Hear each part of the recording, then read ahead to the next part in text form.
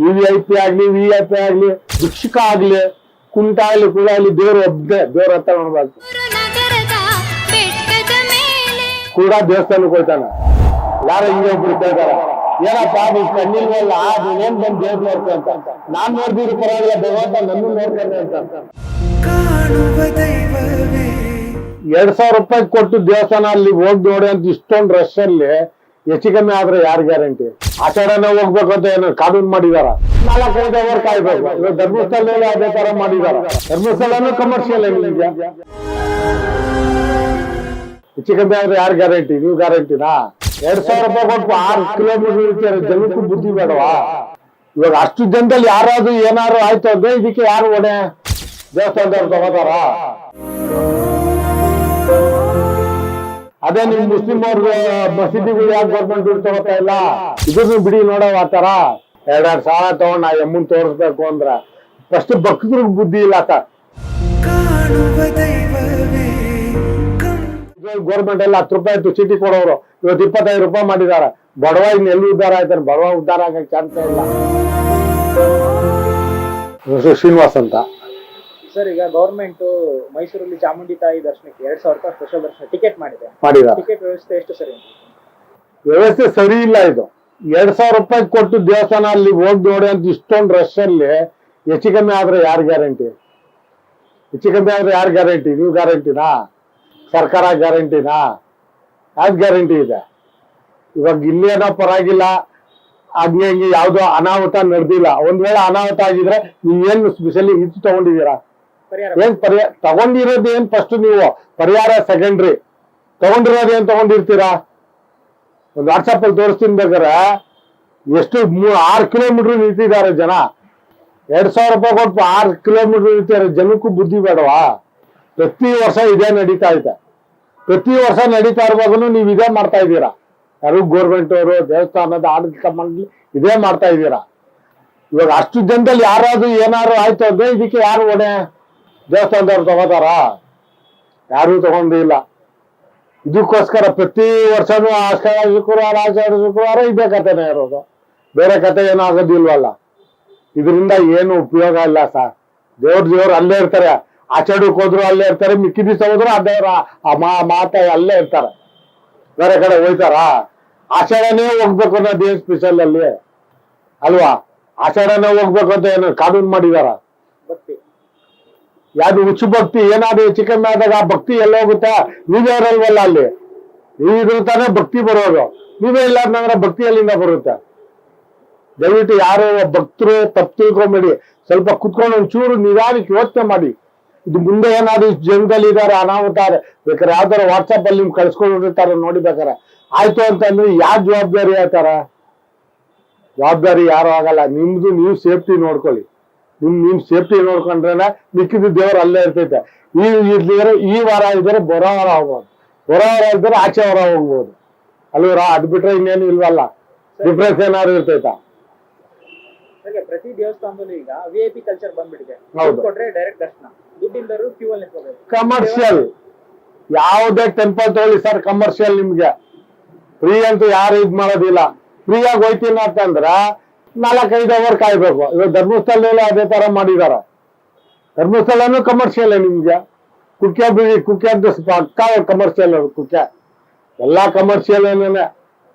ಏನು ಇಲ್ಲ ಅಂತಂದ್ರೆ ಯಾವ ತರ ಕಮರ್ಷಿಯಲ್ ಇಲ್ಲ ಅಂತ ಅಂದ್ರೆ ದೇವಸ್ಥಾನ ಏನಿರುತ್ತೋ ನಿಮ್ದಾಗ ಇರೋ ಜಾಗದಲ್ಲಿ ನಮಸ್ಕಾರ ಮಾಡ್ಕೊಂಡು ಬಂದು ನೀನ್ ಏನ್ ಭಕ್ತಿಯಿಂದ ಮಾಡ್ತೀವಿ ಅದೇ ಭಕ್ತಿ ಸಾಕು. ಬೇರೆ ಏನ್ ಮಾಡೋದಂತದ್ದು ಏನು ಇಲ್ಲ. ಸರಿ, ಎಲ್ಲಾ ದೇವಸ್ಥಾನಗಳು ಆಲ್ಮೋಸ್ಟ್ ಮುದ್ರಾ ಇಲಾಖೆ ಕಂಟ್ರೋಲ್ ಬರುತ್ತೆ, ಗೌರ್ಮೆಂಟ್ ಕಂಟ್ರೋಲ್ ಬರುತ್ತೆ. ಎಷ್ಟು ಸರಿ ಅಂತ? ಮುದ್ರಾ ಇಲಾಖೆ ಗೌರ್ಮೆಂಟ್ ದುಡ್ಡು ಗೌರ್ಮೆಂಟ್ ತಗೋತಾರ ಸ್ವಾಮಿ. ಗೌರ್ಮೆಂಟ್ ಅವ್ರಿಗೆ ದುಡ್ಡು ಹೇಳ್ತಿದೆ. ಅದೇ ನಿಮ್ ಮುಸ್ಲಿಂ ಅವ್ರ ಮಸೀದಿಗಳು ಯಾಕೆ ಗೌರ್ಮೆಂಟ್ ದುಡ್ಡು ತಗೋತಾ ಇಲ್ಲ? ಕ್ರಿಶ್ಚಿಯನ್ಸ್ ಅವರು ಅವ್ರ ದುಡ್ಡು ಯಾಕೆ ನೀವು ಗೌರ್ಮೆಂಟ್ ಅವ್ರು ತಗೋತಾ ಇಲ್ಲ? ಅವ್ರವ್ರ ಅಭಿವೃದ್ಧಿಗೆ ಬಿಟ್ಬಿಟ್ಟಿದ್ದೀರಲ್ಲ. ಇದ್ರನ್ನು ಬಿಡಿ ನೋಡವ ಆ ತರ. ಏನಕ್ಕೆ ಅಷ್ಟೊಂದು 2,000 ಕೊಟ್ಟು ದೇವ್ರು ನೋಡ್ಬೇಕು, 2-2 ಸಾವಿರ ಮಾಡೋದು ಅವೆಲ್ಲ ಏನಕ್ಕೆ ಮಾಡ್ಬೇಕು? ನಾರ್ಮಲ್ ದಿವಸದಲ್ಲಿ 100 ರೂಪಾಯಿ ನೀವು ಸಪ್ರೇಟ್ ಆಗಿ ಮಾಡಿದ್ದೀರ ಚಾಮುಂಡಿ ಬೆಟ್ಟದಲ್ಲಿ. ನಾನು ರೀಸೆಂಟ್ ಆಗಿ ಹೋದ ವಾರದಲ್ಲಿ ಹೊಟ್ಟು ಬಂದಿದ್ದೀನಿ. 100 ರೂಪಾಯಿ ಮಾಡಿ 100 ರೂಪಾಯಿ ಟಿಕೆಟ್ 2,000 ರೂಪಾಯಿ ಆಗುತ್ತಾ? 100 ರೂಪಾಯಿ ತಗೊಂಡ್ರು ಒಂದೇ ಲಡ್ಡುನೇ ತಾನೇ ನೀವು ಕೊಡೋದು. 2,000 ರೂಪಾಯಿ ಎಲ್ಲಿ ಗಂಟ ಸರಿ? ಭಕ್ತರು ಬರ್ತಾರೆ ಅಂತಾನೆ ನೀವು 2,000 ರೂಪಾಯಿ ಮಾಡ್ತೀರಾ? ಜನರ ಹತ್ರ ದುಡ್ಡು ತಗೊಬೇಕು ದೇವ್ರ ಹತ್ರಲ್ಲೇ ಇರ್ತಾರೆ, ನೀವು ಮಾಡ್ತಾ ಇದ್ದೀರಾ? ಅದು ಗೋರ್ಮೆಂಟ್ ಅದನ್ನ ಅವ್ರು ಆನ್ಸರ್ ಮಾಡ್ಬೇಕು. ಈಗ ಗ್ಯಾರಂಟಿಗೆ ಕೊಟ್ಟು ದುಡ್ಡಿಲ್ಲ, ಇದ್ರ ಮುಖಾಂತರ ದುಡ್ಡು ಸ್ವಾಮಿ ನಾವ್ ಯಾರಿಗೂ ಕೇಳಿಲ್ಲ ಸ್ವಾಮಿ. ಗ್ಯಾರಂಟಿ ಕೊಡು ಅಂದ್ಬಿಟ್ಟು 200 ರೂಪಾಯಿ ಅಗ್ರಿಮೆಂಟ್ ಇದ್ದೀವಿ, ಇವತ್ತು 500 ರೂಪಾಯಿ ನಾವು ರಿಲೇಟೆಡ್ ಮಾಡ್ತೀವಿ. 500 ರೂಪಾಯಿ ಕೊಡ್ಬೇಕು ಸ್ವಾಮಿ. ಯಾರಾದ್ರು 10 ರೂಪಾಯಿ ಔಷಧಿ ಚೀಟಿ ಇದು ಗೋರ್ಮೆಂಟ್ ಎಲ್ಲ 10 ರೂಪಾಯಿ ಇತ್ತು ಚೀಟಿ ಕೊಡೋರು, ಇವತ್ತು 25 ರೂಪಾಯಿ ಮಾಡಿದಾರ. ಬಡವ ಇನ್ನು ಎಲ್ಲಿ ಉದ್ಧಾರ ಆಯ್ತಾರೆ? ಬಡವ ಉದ್ಧಾರ ಆಗಕ್ಕೆ ಚಾನ್ಸೇ ಇಲ್ಲ. ದುಡ್ಡು ಇರೋರು ದುಡ್ಡು ಮಾಡ್ತಾರೆ, ಅದ್ ಬಿಟ್ರೆ ಬೇರೆ ಏನಿಲ್ಲ ಸರ್. ಈಗ ಎಲ್ಲಾ ದೇವಸ್ಥಾನಗಳು ಯಾರ್ ಕಂಟ್ರೋಲ್ ಇರ್ಬೇಕಾದ್ರೆ? ಗೌರ್ಮೆಂಟ್ ಕಂಟ್ರೋಲ್ ಬೇಡ ಅಂದ್ರೆ ಅವ್ರವರೇ ಬಿಟ್ಬಿಡ್ಲಿ. ಇವಾಗ ಟ್ರಸ್ಟ್ ಮಾಡಿ ಬಿಡ್ಲಿ ಸರ್. ಇವಾಗ T T D government T T D trust, ಹೌದು ಟ್ರಸ್ಟ್ ಮಾಡಿ ಟಿ ಟಿ ಡಿ ನಲ್ಲಿ ದಿನಕ್ಕೆ 1000 ಜನ ಊಟ ಮಾಡ್ತಾರೆ. ಟಿ ಟಿ ಡಿನವ್ರಿಗೆ ಇದ್ ಮಾಡ್ತಿಲ್ವಾ? ದುಡ್ಡು ಅಷ್ಟೇ ಬರುತ್ತೆ, ಅಲ್ಲಷ್ಟೇ ಸ್ಪೆಷಾಲಿಟಿ. ಇಲ್ಲಿ ಇರಲ್ವಾ? ತರ ಮಾಡಿ ನೀವು. ಇದಕ್ಕೆ ಏನಿಲ್ಲ, ಶೃಂಗೇರಿಗೆ ಹೋಗಿ, ಶೃಂಗೇರಿನಲ್ಲಿ ಏನು ಅಷ್ಟೊಂದು ದುಡ್ಡು ಬರ್ತಾ ಇದೆಯಾ? ಅವರು ಟ್ರಸ್ಟೇ ಇದೆ ತಾನೆ ಅವ್ರದ್ದು. ಅವರು ಊಟ ಆಗ್ತಾವ್ರಲ್ಲ, ಹೊರನಾಡಿಗೆ ಹೋಗಿ ಅದೆಲ್ಲ ಹಂಗೆ ಮಾಡ್ತಾವ್ರಲ್ಲ. ಮುಜರಾಯಿ ಇಲಾಖೆ ಈ ತರದಲ್ಲಿ ಮಾಡೋವ್ರಿಗೇನು ಇಷ್ಟೊಂದು ದುಡ್ಡು ಏನಕ್ಕೆ ತಗೋತಿದಾರಾ? ಈಗ ದೇವಸ್ಥಾನಗಳು ಹುಂಡಿ ಕಾಸನ್ನ ಗೌರ್ಮೆಂಟ್ ತಗೊಳುತ್ತೆ. ಹೌದು. ನೀವು ನೋಡಿದ ಮಟ್ಟಿಗೆ ಎಲ್ಲಾ ದೇವಸ್ಥಾನದಲ್ಲೂ ಮೂಲ ಸೌಕರ್ಯಗಳು ಇದೆ. ಹೇಳ್ಕೊಳ್ಳೋಂತ ಮೂಲ ಸೌಕರ್ಯ ಏನಿಲ್ಲ ಸ್ವಾಮಿ. ಮೂಲ ಸೌಕರ್ಯ ಅನ್ನೋದು ಏನಿದೆ? ಎಲ್ಲಿ ಅವರೇ ಹೇಳ್ಬೇಕು. ಮುಜರಾಯಿ ಇಲಾಖೆ ನಾವು ಮೂಲ ಸೌಕರ್ಯ ಈ ತರ ಮಾಡಿದೀವಿ ಅಂತ ಹೇಳ್ಬೇಕು. ಫ್ಯಾನ್ ವ್ಯವಸ್ಥೆ, ಅದನ್ನ ಏನ್ ಮಾಡಿದಾರೆ ಅನ್ನೋದು ಅವ್ರು ಹೇಳ್ಬೇಕು. ಅವರು ರೂಮ್ಗಳಲ್ಲಿ ಕೆಲವೊಂದು ರೂಮ್ಗಳಲ್ಲಿ ತಿರುಗೋದೇ ಇಲ್ಲ ಫ್ಯಾನ್ಗಳು, ಒಂದೊಂದೇನೋ ಒಂದೊಂದಿಲ್ಲ. ರೂಮ್ಗೂ ದುಡ್ಡು ತಗೋತೀರಲ್ವಾ? ರೂಮ್ಗೂ ದುಡ್ಡು ಕೊಡ್ತೀವಲ್ಲ, ಫೆಸಿಲಿಟಿ ಏನ್ ಕೊಡ್ತಾ ಇದ್ದೀರಾ? ಅದನ್ನ ಹೇಳಿ ನಮ್ಗೆ.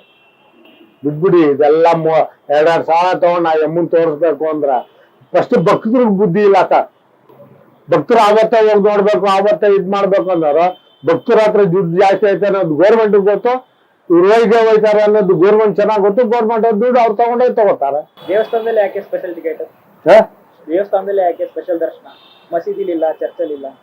ಅದನ್ನ ನಮ್ ಹಿಂದೂಗಳು ಅದು ಆ ಒಂದು ತಲೆಯಲ್ಲಿ ಮೈಂಡ್ ಸೆಟ್ ಆಗ್ಬಿಟ್ಟಿದೆ ಅವ್ರಿಗೆ. ನಾವು ಹಿಂಗ್ ಹೋದ್ರೆ VIP ಜಲ್ದಿ ದರ್ಶನ ಮಾಡ್ಬೋದು, ನಾವು ಜಲ್ದಿ ಹೋಗ್ಬೋದು. VIP ಟಿ ಟಿ ಡಿ ನಲ್ಲೂ ಇದಾರೆ, ಸ್ಟೆಪ್ ಬೈ ಸ್ಟೆಪ್ ಇದೆ. ಅದು ಫ್ರೀ ದರ್ಶನಕ್ಕೆ, ಸಪರೇಟ್ ದರ್ಶನಕ್ಕೆ 300 ರೂಪಾಯಿ, 500 ರೂಪಾಯಿ ಟಿಕೆಟ್, 1000 ರೂಪಾಯಿ ಟಿಕೆಟ್ ಎಲ್ಲ ಲಾಸ್ಟಲ್ಲಿ ಒಂದೇ ಸರಲ್ಲೇ ಬಿಡೋದು. ನಿಮ್ಗೆ ಟೆಂಟಲ್ಲಿ ಹೋಗ್ಬಿಟ್ರೆ ಎಲ್ಲರೂ ಕಂಬೈಂಡ್ ಹಾಕೋಗ್ಬಿಡ್ತೀವಿ. ಇಲ್ಲೆಲ್ಲ ಯಾವ ತರ ನಿಮ್ಗೆ ಇದು ಅದೇ ತರ ಆ ಒಂದ್ ಲೈನ್ ಸಪರೇಟ್ ಮಾಡಿರ್ತೀರಾ. ಇದ್ರಲ್ಲಿ ಜನ ಜಾಸ್ತಿ ಇರ್ತಾರೆ, ದುಡ್ಡಿರೋ ಭಕ್ತ ಏನ್ ಮಾಡ್ತಾರೆ, ನಾನು ಆ ಕಡೆ ಹೋಗ್ಬಿಟ್ಟು ಜಲ್ದಿ ಹೋಗ್ತೀನಿ ಅಂತ. ಡಿಸ್ಕ್ರಿಮಿನೇಷನ್ ಅನ್ಸಲ್ಲ ಸರ್ ಇದು? ಖಂಡಿತ ಸರ್. ಕೇಳೋರು ಬೇಕಲ್ವಾ ಸರ್? ಯಾರು ಕೇಳ್ತಾ ಇದಾರ?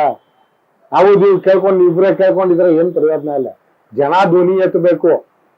ಏನಕ್ಕೆ ಹಿಂಗ್ ಮಾಡ್ತಾ ಇದ್ದಾರ? ಈಗ ಯಾರಿಗೂ ಬೇಕಾಗಿಲ್ಲ. ನಾನು ನೋಡ್ಕೊಂಡ, ನಾನು ಬಂದ ಸಾಕು. ಇನ್ನೊಬ್ರು ಕತೆ ಕಟ್ಕೊಂಡು ಅನ್ಬೇಕು. ಈಗ ಟೋಲ್ ವಸೂಲಿಗಿಂತ ದೇವಸ್ಥಾನ ವಸೂಲಿನೇ ಜಾಸ್ತಿ ಆಗಿದೆ. ಹೌದು. ಏನಕ್ಕೆ ಹೋಗ್ತಾರ ದೇವಸ್ಥಾನಕ್ಕೆ? ಇರೋ ಜಾಗದಾಗ ಕೂತ್ಕೊಂಡು ನಮಸ್ಕಾರ ಮಾಡಿ ಭಕ್ತಿಯಿಂದ ನಮಸ್ಕಾರ ಮಾಡಿದ್ರೆ ದೇವ್ರು ಒಲಿಯಲ್ಲ ಅಂತಾರ. ಇವಾಗ ನಮ್ಗೆ ಏನಿಲ್ಲ, ಸಿದ್ಧಗಂಗಾ ಮಠ ತಗೊಳ್ಳಿ, 1000 ರೂಪಾಯಿ ಡೊನೇಷನ್ ತಗೊಂಡಲ್ಲ, ಏನಿಲ್ಲ, ಊಟ ಆಗ್ತಿಲ್ವಾ? ಅಷ್ಟು ಜನಕ್ಕೆ ಪಾಠ ಹೇಳ್ಕೊಡ್ತಿಲ್ವಾ? 10 ಜನಕ್ಕೆ ಮೇಸು ದುಡ್ಡು ಕೊಡ್ತಾ ಇಲ್ವಾ? ಇದು BGS ಎಲ್ಲಾದ್ರು ಒಂದ್ ಸ್ವಲ್ಪ ಅಮೌಂಟ್ ಕಟ್ಟಿಸ್ಕೋತಾರ. BGS ಅಲ್ಲಿ ಅವರು ನಮ್ಮ ಎಜುಕೇಶನ್ ಗೌರ್ಮೆಂಟ್ ಇಂದ ಏನಿಲ್ಲ, ಅವ್ರು ಎಜುಕೇಶನ್ ಕೊಡ್ತಾ ಇಲ್ವಾ? PUC ಗೆ ಬರೀ 16,000 15,000 ರೂಪಾಯಿ ಅಷ್ಟೇ ಸ್ವಾಮಿ ವರ್ಷಕ್ಕೆ. ಅವ್ರ ಹತ್ರ ವರ್ಷ ಪೂರ್ತಿ ಊಟ ಹಾಕ್ತಾರೆ, ವರ್ಷ ಪೂರ್ತಿ ಓದಿಸ್ತಾರೆ ಮಕ್ಕಳು. ಮಾಡ್ತಾ ಇಲ್ವಾ ಅವರು? ಅವ್ರಿಗೆ ಎಲ್ಲಿಂದ ಬರ್ತಾ ಇದೆ ದುಡ್ಡು? ಗೌರ್ಮೆಂಟ್ ಕೊಡ್ತಾ ಇದ್ದೀರಾ? ಈ ಮುಜರಾಯಿ ಇಲಾಖೆ ದುಡ್ಡು ಏನಾದ್ರು ಕೊಡ್ತಾ ಇದ್ದೀರಾ ಅವ್ರಿಗೆ? ಏನು ಕೊಡ್ತಿಲ್ವಲ್ಲ. ಈಗ ದೇವಸ್ಥಾನಗಳು ಮಾತ್ರ ಗೌರ್ಮೆಂಟ್ ಕಂಟ್ರೋಲ್ ಇದೆ, ಚರ್ಚ್ ಮಸೀದಿ ಇಲ್ಲ. ಇದ್ರ ಹಿಂದಿನ ಕಾರಣ ಏನಿರ್ಬೋದು? ಅವ್ರವ್ರ ಕ್ಯಾಟಗಿರಿ ಅದು, ಅವ್ರವ್ರು ಮಾಡ್ಕೊಂಡಿರೋದು ಅದು.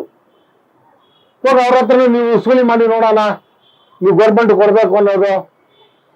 ಬಸವರಾಜ್ ಯತ್ನಾಳ್ ಒಬ್ರು ಹೇಳಿದ್ರು, ಅವ್ರವ್ರಿಗೆ ಇಟ್ಕೊಡ್ತಾರಲ್ಲ ದುಡ್ಡು, ನಮ್ ದುಡ್ಡು ಏನಕ್ಕೆ ತಗೋತಾರೆ? ನಮ್ ದುಡ್ಡು ನಾವು ಬಿಟ್ಕೊಟ್ಬಿಟ್ಟಿದೀವೋ, ನಾವು ಅಭಿವೃದ್ಧಿ ಮಾಡ್ಕೋತೀವಿ ಅಂತ ಅಂದ್ರು ಯತ್ನಾಳ್ ಅವರು. ಏನ್ ಮಾಡಿದಾರ? ಅವ್ರವ್ರ ಹೇಳ್ಕೊಂಡು ಅವ್ರವ್ರು ಸುಮ್ಮನೆ ಇರ್ಬೇಕು ಸರ್. ಇದು ನಾವು ನೀವು ಹಿಂಗೆ ಮಾತಾಡ್ಕೊಂಡಿವಿ.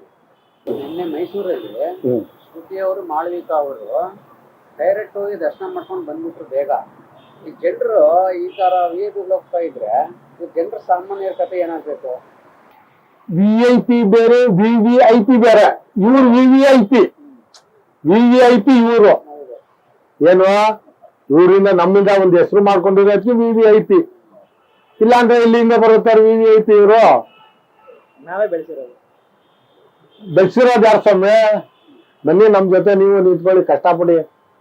ನಾವು ಹೇಳ್ಬೋದು, ಇಲ್ಲಿ ಕುತ್ಕೊಂಡು 108 ಹೇಳ್ಬೋದು. ಬನ್ನಿ ನಮ್ ಜೊತೆ ನಿಂತ್ಕೊಳ್ಳಿ. ನೀವು ನಿಮ್ ಕಷ್ಟ ಸುಖ ನಾವು ಕೇಳ್ತೀವಿ, ನಮ್ ಕಷ್ಟ ಸುಖ ನೀವು ಕೇಳ್ರಿ. ಡೈರೆಕ್ಟ್ ದರ್ಶನ ಅದೇನೆ VVIP ಅದು. ಇಂಥವ್ರು ಏನ್ ಹೇಳ್ತೀರಿ ಸರ್ ನೀವು? ಮಾಡಬಾರ್ದು ಸರ್. ದೇವ್ರು ಒಬ್ರೆ, ದೇವ್ರ ಹತ್ರ ಒಬ್ರ, ಅವ್ರಿಗೆಲ್ರೂ ಒಬ್ರೆ. VVIP ಆಗ್ಲಿ, VIP ಆಗ್ಲಿ, ಭಿಕ್ಷುಕ ಆಗ್ಲಿ, ಕುಂಟ ಆಗ್ಲಿ, ಕುಳ ಆಗ್ಲಿ, ದೇವ್ರು ಒಬ್ರೆ. ದೇವ್ರ ಹತ್ರ ನೋಡ್ಬೇಕು. ಸಿಂಪಲ್ ಅಮ್ಮನ ಯಾರೊಬ್ರು ಕಳ್ಸಿದ್ರು ಕೂಡ ದೇವಸ್ಥಾನಕ್ಕೆ ಹೋಗ್ತಾನೆ. ಯಾರೋ ಹಿಂಗೆ ಒಬ್ರು ಕೇಳ್ತಾರ, ಏನಪ್ಪಾ ನೀವ್ ಕಣ್ಣಿಲ್ವಲ್ಲ, ನೀನೇನ್ ಬಂದ್ ದೇವ್ರ ನೋಡ್ತೀವಿ ಅಂತ. ನಾನ್ ನೋಡ್ದಿರು ಪರವಾಗಿಲ್ಲ, ಭಗವಂತ ನನ್ನ ನೋಡ್ತಾನೆ ಅಂತ. ಅದು ಮನೋಭಾವ ಬರ್ಬೇಕು. ಭಕ್ತರು ಎದು ಕಣ್ಣಿಗೆ ದೇವ್ರು ಅದೇ ದೇವರೇ ನೋಡ್ತಾ ಇರ್ತೀವಲ್ಲ. ಈಗ ದುಡ್ಡು ಕೊಟ್ಟು ದರ್ಶನ ಮಾಡೋ ಭಕ್ತಾದಿಗಳಿಗೆ ಏನ್ ಹೇಳಕ್ ಇಷ್ಟಪಡ್ತೀವಿ? ಅದೇ ಸರ್, ಅವರೊಂದು ಮೈಂಡ್ ಸೆಟ್ ಆಗ್ಬಿಟ್ಟಿದೆ. ಅದನ್ನ ಜಲ್ದಿ ಹೋಗಿ ದರ್ಶನ ಮಾಡ್ಬೇಕು, ಜಲ್ದಿ ಇದ್ ಮಾಡ್ಬೇಕು. ದುಡ್ಡಿದೆ, ಅದೇ ದುಡ್ಡು ಇದ್ರೆ ನಿಮ್ ಕ್ಯೂನಲ್ಲಿ ನಿಂತ್ಕೊಂಡಿದ್ರೆ ಅವೆಲ್ಲ ದರ್ಶನ ಆಗ್ತೈತೆ. ಅದಾಗದಿಲ್ಲ ಅಂತೈತಾ? ತಿರುಪತಿನಲ್ಲಿ ನೀವು 300 ರೂಪಾಯಿ ಟಿಕೆಟ್ಗೆ 2-3 ಅವರ್ ದರ್ಶನ ಆಗ್ತೈತೆ. ಅದೇ ಫ್ರೀ ಟಿಕೆಟ್ಗೆ ಒಂದು 5-6 ಅವರ್ ದರ್ಶನ ಆಗ್ತೈತೆ. 5-6 ಅವರ್ ಆರಾಮಾಗಿ ನಿಂತ್ಕೊಂಡು ಬರ್ತಾರಲ್ಲ ಅವ್ರು. 300 ರೂಪಾಯಿ ಮಾಡ್ಕೊಂಡು ಜಲ್ದಿ ಹೋಗ್ತಾನೆ, ದರ್ಶನ ಮಾಡ್ಕೊಂಡ್ ಬರ್ತಾನೆ. ಎಲ್ಲ ಅದೇ ಅಯ್ಯಪ್ಪ ಅದೇ ಒಂದೇ ತಾನೆ, ಅದೊಂದೇ ದರ್ಶನ ತಾನೇ ಕೊಡೋದು ಎಲ್ರಿಗೂ. ಬೇರೆ ಬೇರೆ ಬರ್ತಾರೆ, ಅಲ್ಲಿ ಬೇರೆ ಇಲ್ಲಿ ಬೇರೆ ಇರುತ್ತಾ? ದುಡ್ಡಿದೆ ಹೋಯ್ತಾರೆ ಸ್ವಾಮಿ. ಆ ದುಡ್ಡನ್ನ ಗೌರ್ಮೆಂಟ್ ತಿಳ್ಕೋಲ್ಲ. ಇಷ್ಟೇ ಬಂದಾರ. Thank you. ವೆಲ್ಕಮ್.